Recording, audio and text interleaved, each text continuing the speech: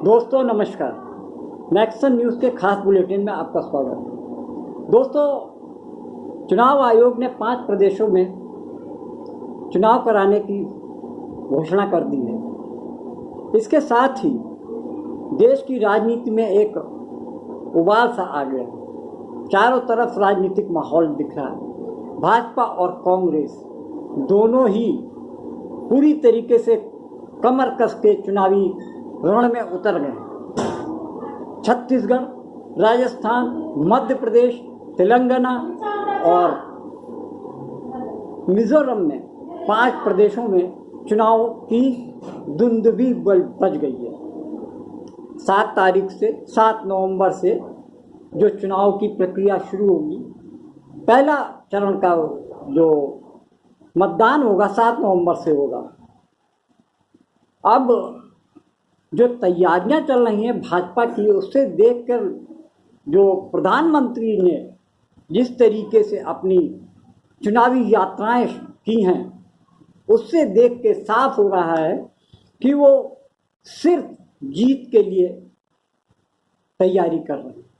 उनके लिए विधानसभा का चुनाव फाइनल नहीं है, बल्कि सेमीफाइनल है आम चुनाव के लिए। वो तैयारी इस तरीके से कर रहे हैं कि just like A final round. Lok Sabha के चुनाव की तैयारी करके वो विधानसभा चुनाव में उतर रहे हैं। इसके लिए वो नए नए प्रयोग करते जा रहे हैं। पिछली बार 2019 में जो चुनाव हुए थे, आम चुनाव, उसमें 158 सीटों पर कांग्रेस और भाजपा की सीधी सीधी टक्कर थी। वहाँ पे अब 2023 में कांग्रेस ने अपने आप को सिर्फ उसी चीज़ पे फोकस किया है कि जहाँ उनकी सेकंड पोजीशन थी। पहले पोजीशन पे बीजेपी थी और सेकंड पोजीशन पे कांग्रेस थी। कांग्रेस ने अब सिर्फ 158 सीटों पर अपने आप को फोकस किया हुआ है और यही बीजेपी की सबसे बड़ी चिंता का विषय है, क्योंकि 2019 का समय कुछ और था। तब उनके साथ में शिवसेना थी, अकाली दल था, जेडीयू थे, नीतीश कुमार थे,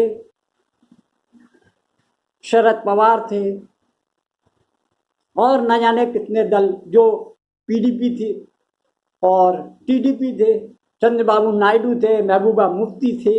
यानी इतने सारे लोगों का गठबंधन इनके साथ था। तब जाकर उनका देश में बहुमत आया। हाँ, ये बात दूसरी है कि 300 सीट लेकर भाजपा ने एक इतिहास रचा था, जो कि उनसे पहले राजीव गांधी की सरकार थी, जिन्होंने 400 से अधिक कांग्रेस की सीट जीतकर प्रचंड बहुमत के साथ में प्रधानमंत्री पद की शपथ ली थी।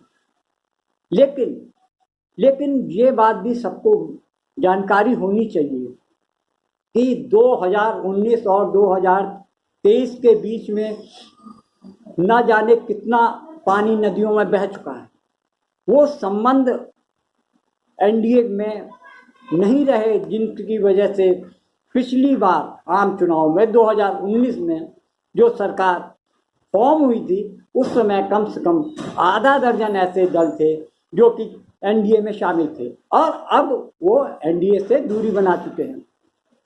इतना ही नहीं, जुलाई में 18 जुलाई को एनडीए की एक बैठक बुलाई गई, जिसमें कि 38 दलों के नेता शामिल हुए और प्रधानमंत्री के साथ में फोटो सेशन कराया। उसमें से भी जो हालात दिख रहे हैं, उसमें ऐसा लग रहा है 3-4 दल अपने आप हट जाने वाले हैं। यानी एनडीए में से 4-5 दल ऐसे हैं जो अपने आप को विड्रॉ कर सकते हैं। ऐसे में वो दल हो सकते हैं, जैसे कि एक ने संकेत दे दिया है, आंध्रा की एक पार्टी है, उसने मन बना लिया कि वो एनडीए से हट जाएगी। पवन कल्याण एक साउथ इंडियन एक्टर हैं, जो प्रजासत्ता नाम की एक पार्टी चलाते हैं और वो एनडीए में शामिल होने को 18 जुलाई को प्रधानमंत्री के जस्ट बगल में बैठकर उन्होंने फोटो सेशन कराया था। अब उन्होंने ये साफ कर दिया है कि वो एनडीए के साथी नहीं होने वाले। वहीं पे जो चंद्रबाबू नायडू जब पिछली बार सत्ता में थे, उनको आंध्र प्रदेश की पुलिस ने एक सैकड़ों करोड़ के घोटाले में गिरफ्तार कर लिया। सीबीसीआईडी ने उनको जो चार्जेस लगाए हैं बहुत ही गंभीर हैं और उनकी जमानत नहीं हो पा रही है। 3 बार हाई कोर्ट में जमानत के लिए अर्जी लगाई गई, लेकिन वो अर्जी कोर्ट ने मानी नहीं, याचिका खारिज कर दी गई। वो भी पिछली बार की तरह एनडीए में शामिल होना चाहते थे। लेकिन एक बात आपको दिलचस्प बता देता हूं कि इस समय आंध्रा के जो सीएम हैं जगन मोहन रेड्डी, उनका मोदी जी के साथ में बहुत अच्छे ताल्लुकात हैं और वो नहीं चाहते हैं कि साउथ का यानी आंध्र का कोई और नेता मोदी जी के साथ में अपने आप को जोड़ने का प्रयास करे। और जो टाइमिंग है चंद्रबाबू नायडू को गिरफ्तार करने की टाइमिंग है, उससे साफ जाहिर हो रहा है कि इसमें पॉलिटिक्स चल रही है और जो उनको जमानत नहीं मिल रही है उसके पीछे भी एक राजनीतिक दखल माना जा सकता है। लेकिन इस चीज़ को लेकर आंध्रा में राजनीतिक उथल पुथल मची है। जनता के बीच में चंद्रबाबू नायडू बहुत ही चर्चित नेता हैं और उनकी गिरफ्तारी को लेकर वहाँ पर रोज धरना प्रदर्शन और मोर्चे निकाले जा रहे हैं। इस बात को जगन मोहन रेड्डी भी समझ रहे हैं, लेकिन वो अपने राजनीतिक फायदे के लिए चंद्रबाबू नायडू को किसी तरीके से लपेट कर रखना चाहते हैं ताकि वो एनडीए में शामिल ना हो सकें। ये तो रही साउथ की। अब हम बात करते हैं इंडिया गठबंधन की। इंडिया गठबंधन जो कि एनडीए को सीधी सीधी टक्कर दे रहा है। 5 प्रदेशों में तो ये हालात है कि उनकी बीजेपी की हालात बहुत ही खराब है। अब मध्य प्रदेश से शुरू करते हैं। मध्य प्रदेश में शिवराज चौहान लगभग 18 साल से सीएम है और 18 साल की एंटी इनकम्बेंसी उनको झेलनी पड़ रही है और साथ में 10 साल की केंद्र सरकार की जो केंद्र सरकार यानी मोदी सरकार की भी असंतोष को उन्हीं को झेलना पड़ रहा है। और दूसरी बात ये कि करेला वो भी नीम चढ़ा। इधर कांग्रेस भी पूरी तरीके से शिवराज सरकार पर हमलावर है और पूरी तरीके से कमलनाथ, दिग्विजय सिंह और साथ में राहुल, प्रियंका, ना जाने कितने बड़े बड़े नेता वहाँ पर डेरा डाले हुए हैं। उनका सीधा अभियान है वो मामा के जो सरकारी कामकाज हैं, उनकी कमियां हैं, भ्रष्टाचार हैं और जो अनियमितताएं हैं, दलित और आदिवासियों पर उत्पीड़न है, महिला अपराध व बाल शोषण के अपराध है, इन सब में घेरती चली जा रही है और शिवराज चौहान बुरी तरीके से उसमें फंसते चले जा रहे हैं। ऐसा लग रहा है कि इस बार शिवराज की नैया डूबने वाली है और इसको डुबाने में केंद्र सरकार की भी बड़ी भूमिका है, क्योंकि मोदी, शाह और नड्डा ने जो स्थानीय नेताओं को बिल्कुल साइड कर दिया है, यहाँ तक कि शिवराज को भी बिल्कुल साइड लाइन करके रख दिया है और किसी न किसी तरीके से उनको एक तरीके से दान में सीट दी गई है, लेकिन उनकी मनपसंदीदा सीट नहीं मिली है। वो सिर्फ केंद्र की यही मंशा है कि जीत गए तो बल्ले बल्ले, वरना अपने आप हार जाएंगे तो अपने आप राजनीति से अलग हो जाएंगे। और उनकी जगह पे केंद्र ने एक और चाल चली कि अगले साल जो आम चुनाव होने वाला है उसके लिए उन्होंने एक रणनीति बना रखी है कि वो 2 बार से अधिक के सांसदों को अब की बार टिकट नहीं देंगे। इसीलिए कई बार के जो सांसद बन चुके हैं उनको और केंद्र में मंत्री हैं उनको विधानसभा का चुनाव लड़वाया जाए, जैसे कि मध्य प्रदेश में किया उन्होंने। और मध्य प्रदेश में नरेंद्र सिंह तोमर हैं, फग्गन कुलस्ते हैं और एक और केंद्रीय मंत्री हैं। इसके साथ साथ इन समेत 7 सांसद चुनाव में उतारे गए हैं।